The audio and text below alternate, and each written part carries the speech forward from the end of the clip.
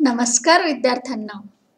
आज आपण परिसर अभ्यास भाग 1 म्हणजेच भूगोल या विषयातील धडा 18वा कुटुंब आणि शेजारात होत असलेले बदल शिकणार आहोत.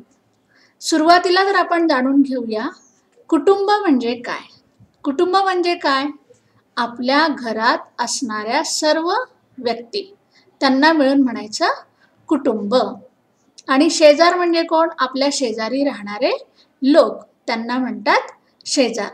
कुटुंब आणि शेजारात काय बदल होत असतात ते आता आपण शिकणार आहोत. चला तर मग सगळ्यांनी भूगोलाचं पुस्तक काढा आणि लक्ष द्या. काढलंय पुस्तक? बघा, आता आपण बघणार आहोत धडा 18वा कुटुंब आणि शेजारात होत असलेले बदल. बघा, आता इथे काही चित्र दाखवलेली आहेत. दिसतंय चित्र? त्या चित्रामध्ये तुम्हाला काय काय दाखवलेलं आहे? बघा, इथे बघा, सुरुवातीला या दोन व्यक्ती आहेत.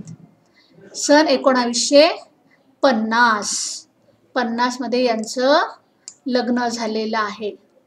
नंतर 1970 मध्ये काय दाखवलेलं आहे की त्यांना 2 मुलं झालेली आहेत आणि त्यांच्या त्या घरातल्या मोठ्या व्यक्तीसोबत फोटो आहे. नंतर सन 1990 मध्ये त्यांची मुलं मोठी झालेली आहेत, दिसतायत. तर आणि आज काय झालेलं आहे बघा बरं.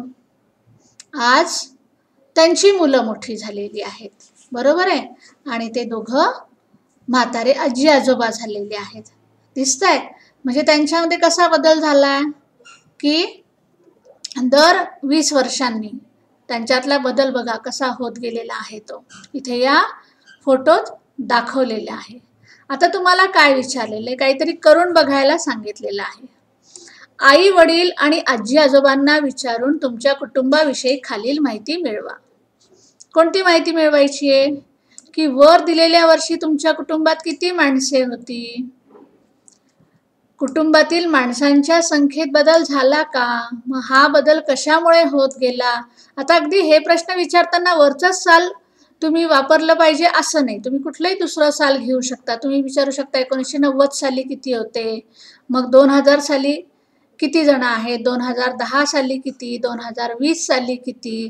आत्ता जे आहे की नाही, आत्ता जे वर्ष सुरू आहे त्याच्या 40 वर्षा आधीपासूनचं तुम्ही विचारू शकता. मग काय होईल? तुमचे घरचे म्हणजे जे मोठे व्यक्ती आहेत किंवा आई बाबा ते काय उत्तर देतील ते जाणून घ्या. कुटुंबातील माणसांची संख्या वेगवेगळी असू शकते.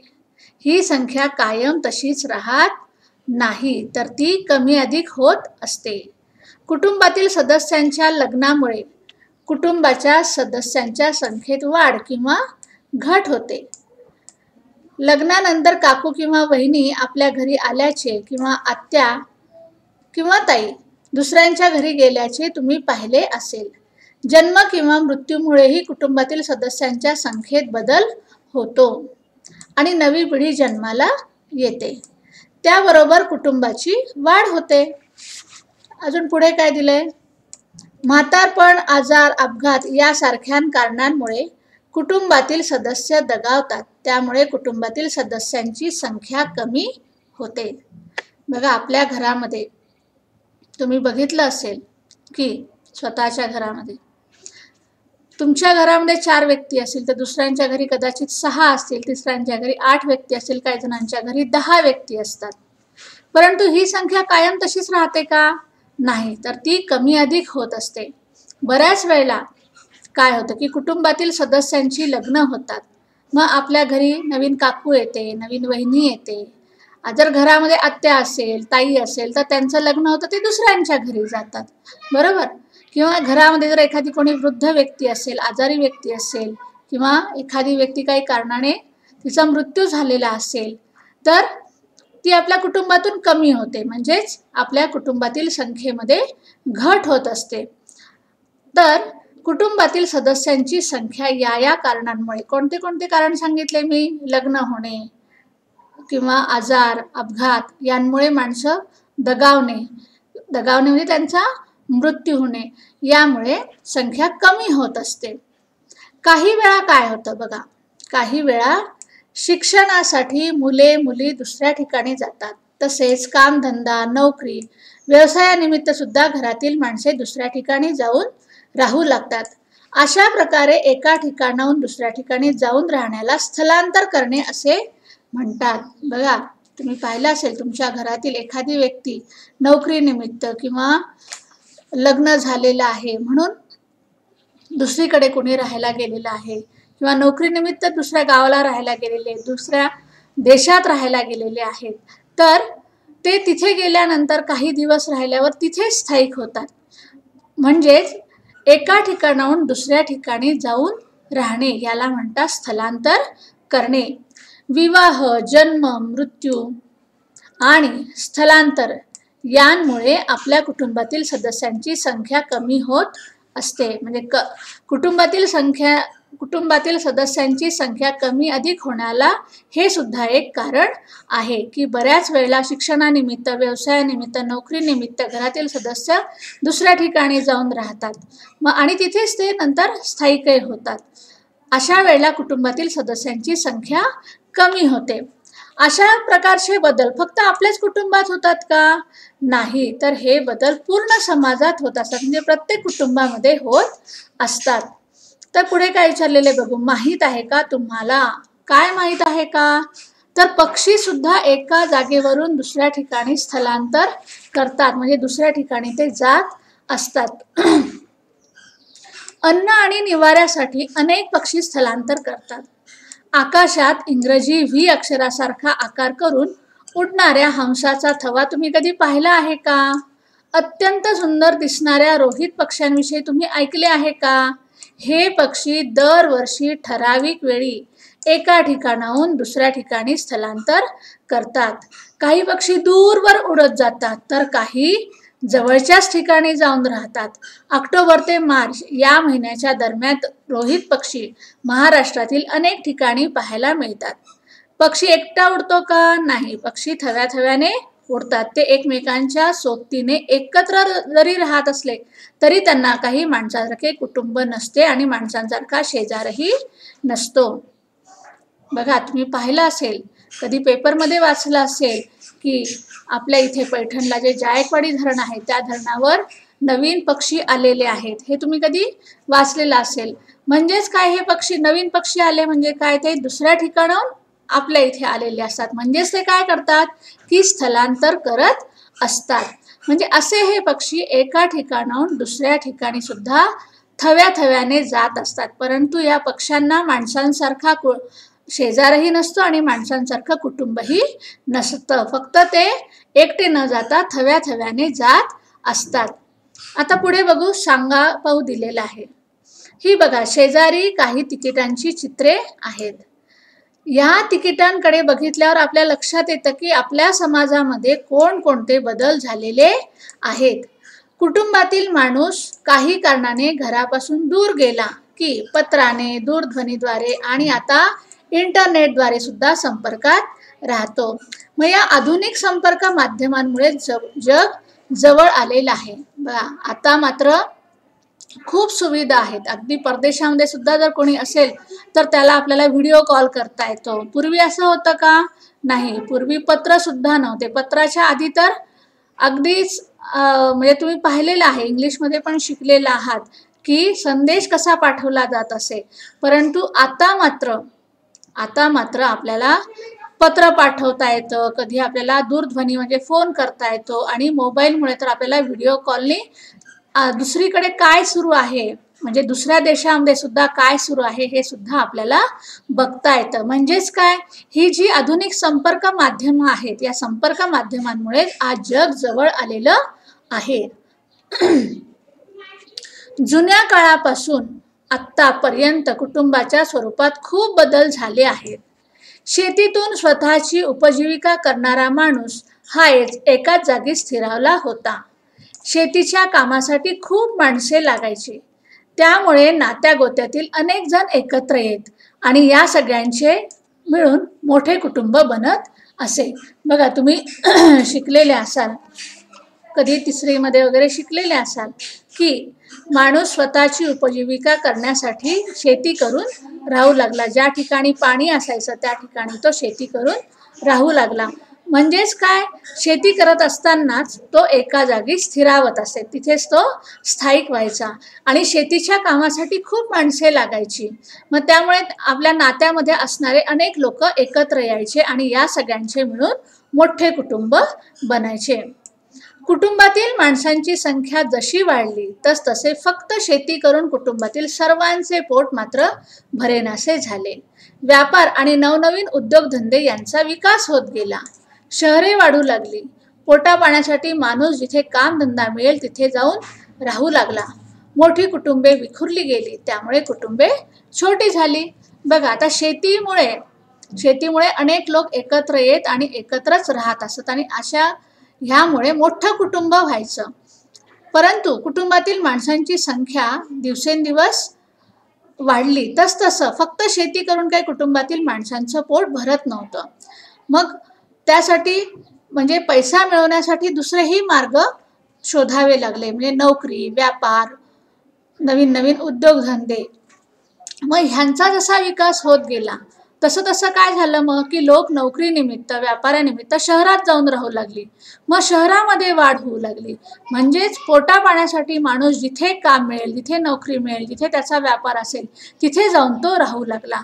अशा प्रकारे मोठी कुटुंब विखुरली गेली आणि जे मूळ कुटुंब होतं ते मूळ कुटुंब छोटंही झालं आणि जे नवीन कुटुंब होतं ते पण छोटं झालं, कारण सगळेजण वेगवेगळे राहायला लागले. गेल्या काही वर्षात तर शिक्षण आणि नोकरी व्यवसायाच्या निमित्ताने दुसऱ्या राज्यात आणि परदेशात जाण्याचे प्रमाणही खूप वाढले आहे. काही वेळा कुटुंबातील एखादी व्यक्ती परदेशात असते तर एखादी व्यक्ती आपल्या देशातील दुसऱ्या शहरात असते. त्यामुळे कुटुंबही बदलत आहे.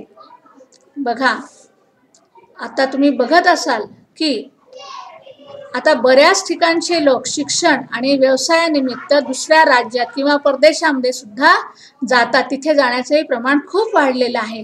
काही वेळेला तर कुटुंबातील एखादीच व्यक्ती फक्त परदेशामध्ये असते तर एखादी व्यक्ती आपल्याच देशातील दुसऱ्या शहरामध्ये असते. त्यामुळे सुद्धा कुटुंब बदलत असते. मग अशा बदलणाऱ्या कुटुंबाप्रमाणेच आपला शेजारही बदलत जातो. आता काही लोक भाड्याच्या घरात राहतात.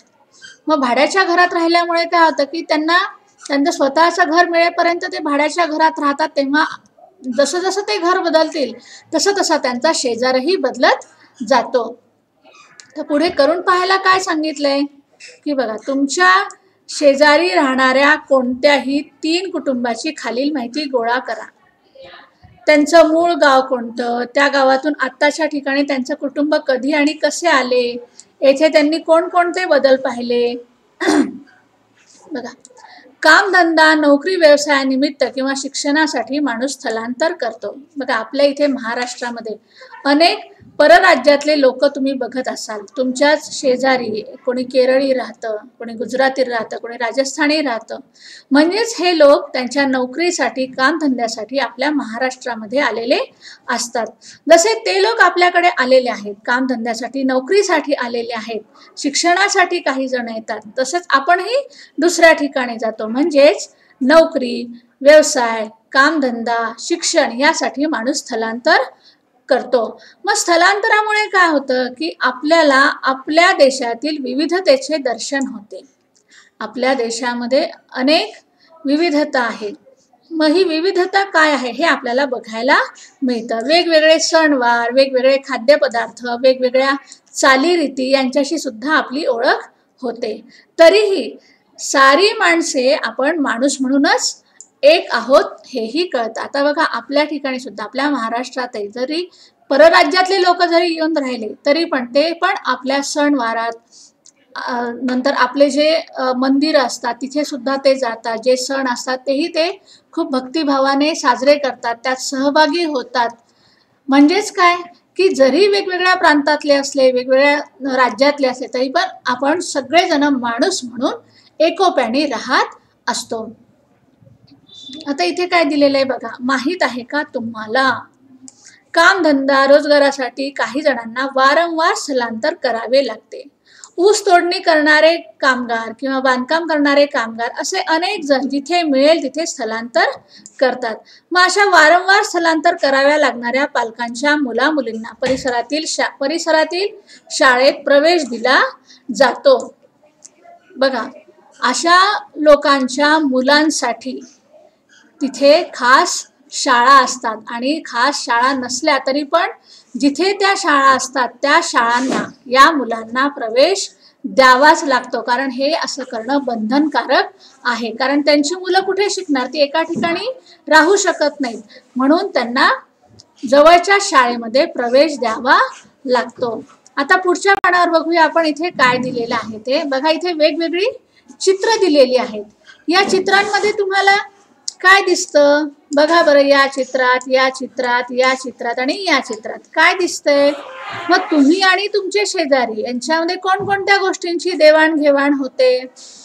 बघा, आपल्या कुटुंबाच्या व्यतिरिक्त आपला रोजचा संबंध आपल्या शेजाऱ्यांबरोबर येत असतो, कारण आपण एकाच परिसरात राहतो.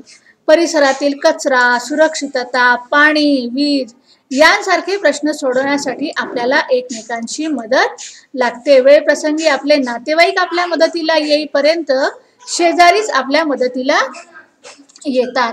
बऱ्याच वेळेला असं होतं की आपले नातेवाईक आपल्या मदतीला येण्यासाठी खूप वेळ लागतो, परंतु जर समजा आपल्या घरी काही असेल किंवा कधी काही वेगळा प्रसंग घडलेला असेल तर त्यावेळेला मात्र आपले शेजारीच आपल्या मदतीला धावून येतात. मग असं एकमेकांना जेव्हा आपण मदत करतो, एकमेकांकडे आपण जातो येतो, त्यावेळेला आपल्या शेजाऱ्यांबरोबरचे संबंध सलोख्याचे होतात.